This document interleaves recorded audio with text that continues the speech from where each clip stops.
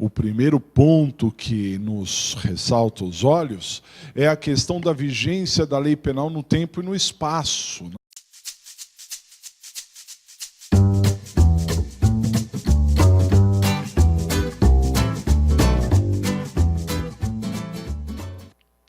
Vamos falar um pouco sobre a vigência da lei penal. Quando se fala de vigência da lei penal, o primeiro ponto que nos ressalta os olhos é a questão da vigência da lei penal no tempo e no espaço, né? Porque eu preciso saber quando que a lei penal estará em vigor e também eu preciso saber onde a lei penal estará em vigor, tempo e espaço, né? Lei penal no tempo e lei penal no espaço, né? Acompanhe esse slide aqui, olha só.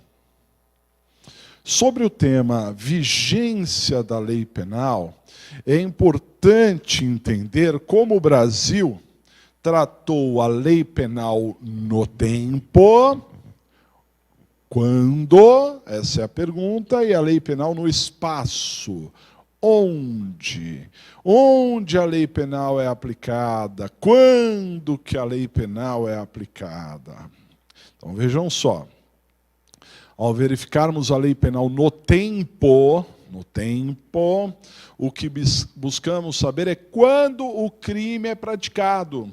Ou seja, qual é o momento do crime. Quando que a gente sabe se o crime foi praticado ou não, não é? Essa pergunta é muito relevante, porque em direito penal, a idade do réu, a idade da vítima influenciam decisivamente. E nem é só uma questão de maioridade e minoridade. Explico para vocês. Por exemplo, se no momento do crime, e aí eu preciso saber o momento exato do crime, quando que o crime foi praticado. Mas se no momento do crime o réu for menor de 21 anos, ele tem uma atenuante genérica e a prescrição cai pela metade. Não é uma regra penal. Estão querendo mudar, tem aí um projeto de lei para mudar, mas não mudou até agora, ok? Então, é importante. Se a vítima de um homicídio for idosa, é uma agravante genérica. Se a vítima do homicídio for menor de 21 anos, aliás, menor de 14 anos, idosa é agravante, mas pode ser também causa de aumento. Menor de 14 anos, no homicídio, aumenta a pena em 1/3. Não é? Então, perceba, porque eu preciso saber o momento exato do crime, para saber se tem aumento, se não tem, se tem atenuante, se não tem, né? Então, qual foi a teoria adotada no Código Penal? Dá uma olhada. Adotou o Código Penal sobre a lei penal no tempo a teoria da atividade, ou seja, o momento do crime é o momento da ação ou omissão. Não importa quando se deu ou se dá o resultado. É o momento da ação ou omissão, não importando quando que se dá o resultado. Imagine o seguinte, o agente atirou para matar na vítima hoje. Pá, deu tiro. Aí a vítima foi socorrida, não morreu na hora, foi socorrida. Dali uma semana ela morre no hospital. Quando o crime foi praticado? Quando o agente atirou ou dali uma semana quando a vítima morreu? Quando a gente atirou, porque o Código Penal adotou a teoria da atividade. O momento do crime é o momento da ação ou omissão, não importa quando se dá o resultado, né? Aqui eu sempre passo um exemplo, né? E é relevante você lembrar disso. Imagine que hoje, né, hoje 28 de agosto de 2018, hoje, eu falei agosto, estou viajando na manhã, 28 de maio, tá? Estou ficando louco já, é que é muito 8 na minha cabeça, 28, 18. Então, hoje, 28 de maio de 2018, O agente tem 17 anos, na data de hoje ele tem 17 anos, e ele quer matar uma pessoa. E ele vai na casa dessa pessoa e deixa uma bomba relógio lá. A pessoa não está em casa, ele entra e deixa uma bomba relógio programada para explodir quarta-feira, dia 30, ok? Que é quando a vítima estará lá. Perfeito? Então, hoje, 28 de maio, ele vai lá e coloca uma bomba. Hoje ele tem 17 anos. Amanhã, 29 de maio, ele completa 18 anos. Você tem 17 hoje, amanhã 18 anos. E no dia 30, depois de amanhã, a bomba explode e mata o dono da casa. Então, vejam, o que eu quero questionar é se o réu é penalmente imputável ou inimputável. Para isso, eu preciso saber qual é o momento do crime, né? Então, o momento do crime seria dia 28, 29 ou 30. O Código Penal adotou a teoria da atividade, para dizer que o dia do crime, o momento do crime, é o momento da ação ou omissão. Então, nesses 3 dias, 28, 29 e 30 de maio, quando que o agente teve atividade? A atividade dele foi toda no dia 28, então ele tinha 17 anos, ele é penalmente inimputável, ele está sujeito às regras do ECA. Não, mas explodir é o resultado, não é? Veja, se no dia 30, que ele já tinha 18 anos, no dia 30, ele tivesse alguma atividade, se ele tivesse apertado o detonador, se ele tivesse mandado alguém fazer alguma, vai lá e mata, se ele tivesse mandado matar, aí ele teria uma atividade e responderia por essa atividade, ok? Mas ele não teve atividade. Como a atividade dele foi toda antes de completar 18 anos, ele é penalmente inimputável. Já vi cair aí questões, senhores, e isso reflete até em súmula dos tribunais superiores, né, em que diz o seguinte, imagina um crime permanente. Um crime permanente é aquele que se prolonga no tempo, né? Consumação prolongada. Imagine que o sequestrador sequestre a vítima com 17 anos, mas continue sequestrando e completa 18 anos e continua sequestrando. Então, vejam, a pergunta é, quando é que ele teve atividade? Ele teve atividade antes dos 18, mas ele também teve atividade depois dos 18? Sim, porque é um crime permanente, então ele vai responder pelos atos praticados após ele completar 18 anos. Né? Pelos atos anteriores, não, mas pelos atos posteriores ele completar 18 anos, ele responderia também, né? Porque ele seria tratado como imputável a partir dali. Então, o Código Penal, sobre a lei penal no tempo, o momento do crime é o momento da ação-omissão, ou seja, o momento da atividade. Ok? Já sobre a lei penal no espaço, a pergunta é outra. Eu já não questiono quando, eu pergunto onde, qual é o lugar do crime, porque o agente pode atirar na vítima numa cidade e a vítima morrer em outra, né? Então eu preciso questionar qual é o lugar do crime. Dá uma olhadinha. Ao verificarmos a lei penal no espaço, o que buscamos é saber onde o crime é praticado. Qual é o lugar do crime, onde o crime é praticado. E aqui o Código Penal adotou, sobre a lei penal no espaço, a teoria da ubiquidade, que é uma teoria mista, né?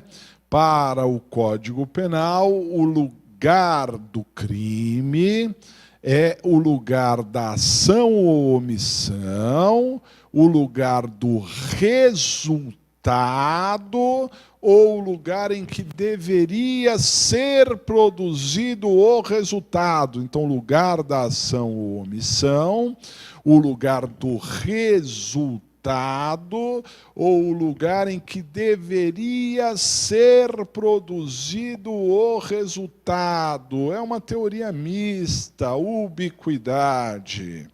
Então, para você entender, olha só, um exemplo também que eu passo com alguma frequência.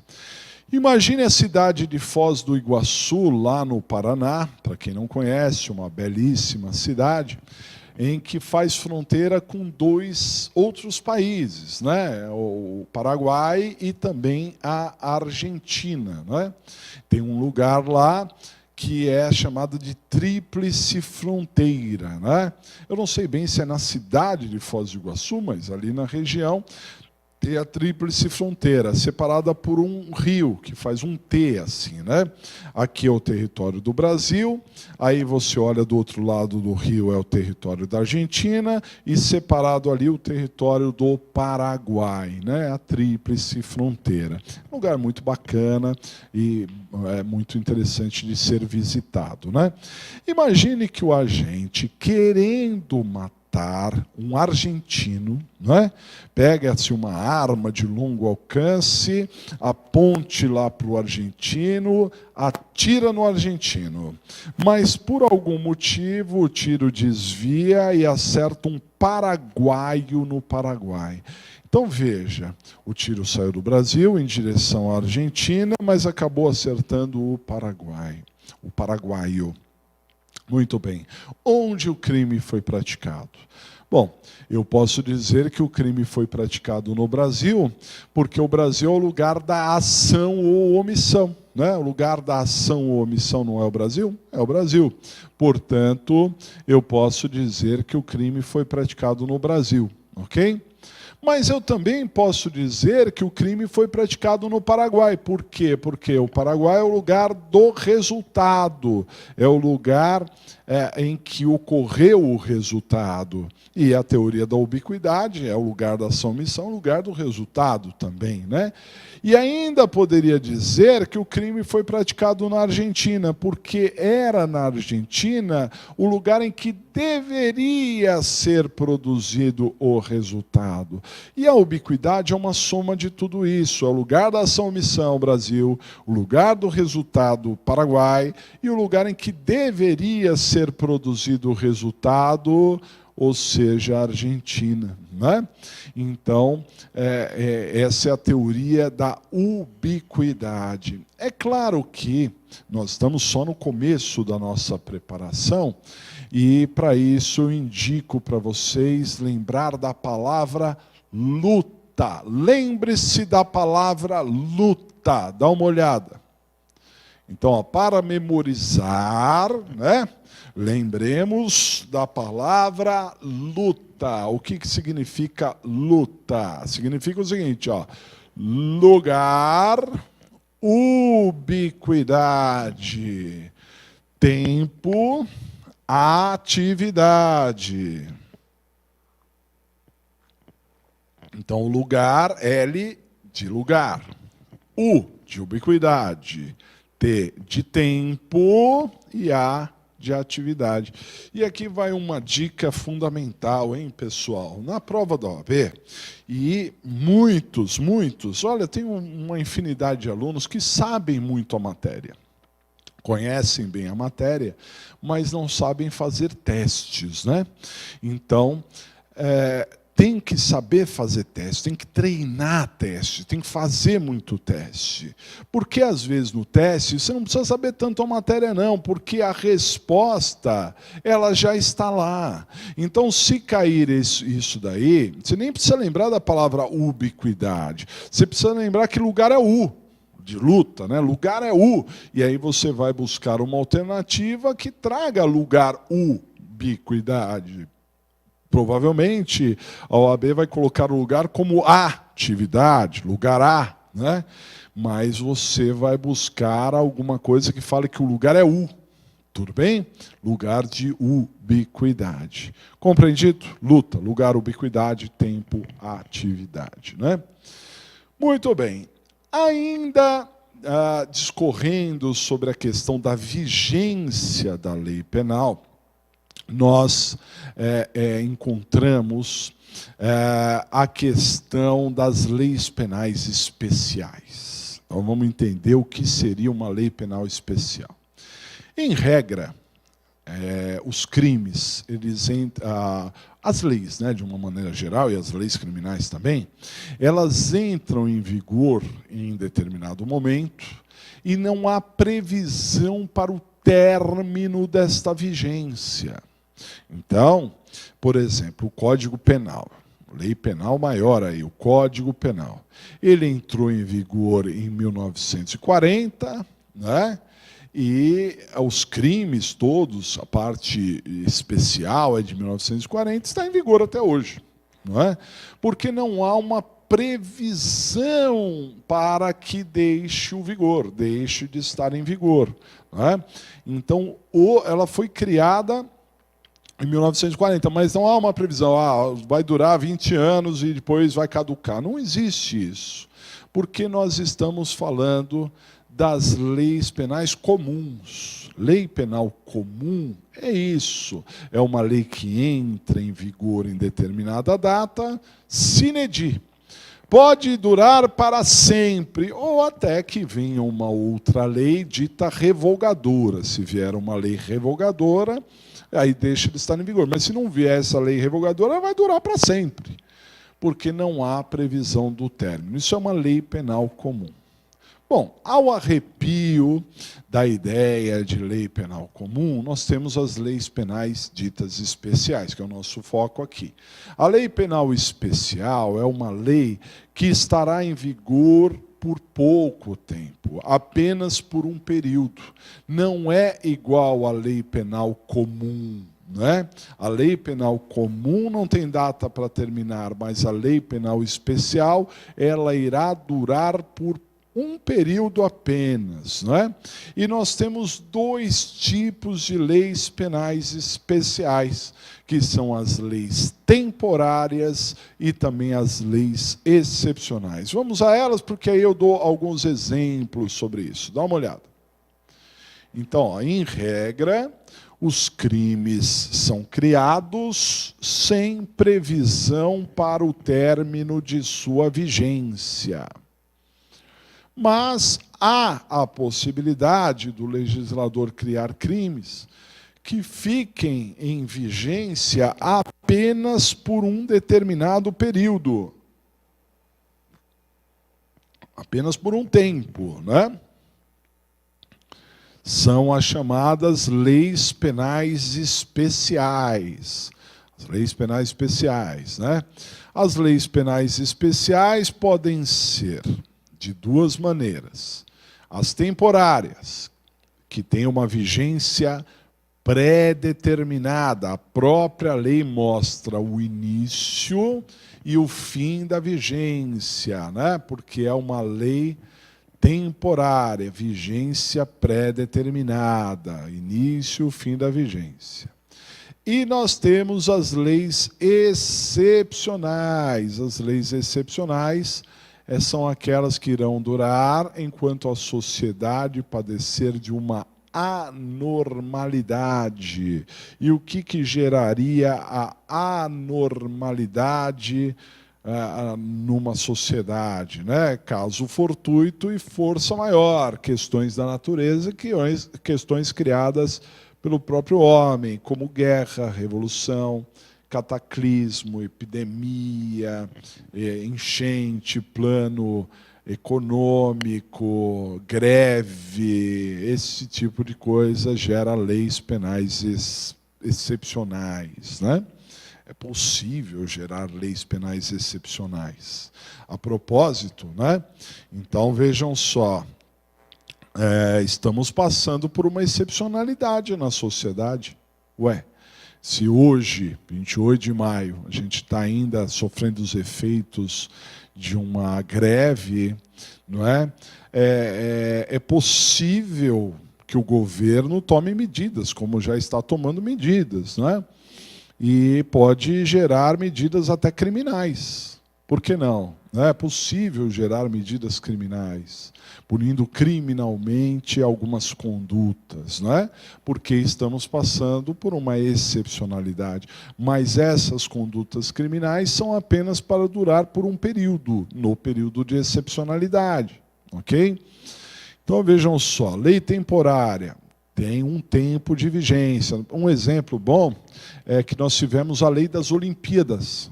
Em 2016 tivemos Olimpíadas no Brasil, né?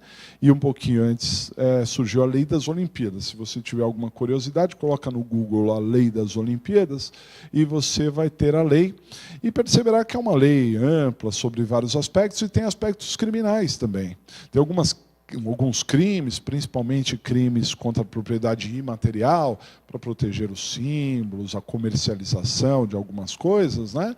Em que só era crime até 31 de dezembro de 2016. Só por aquele período.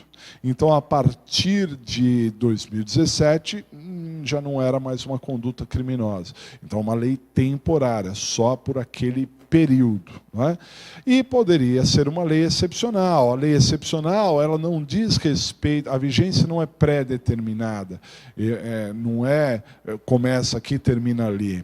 Ela irá durar enquanto a sociedade padecer de uma anormalidade. Né? Então, se a sociedade tiver algum tipo de anormalidade, pode criar leis criminais para essa sociedade. Ok?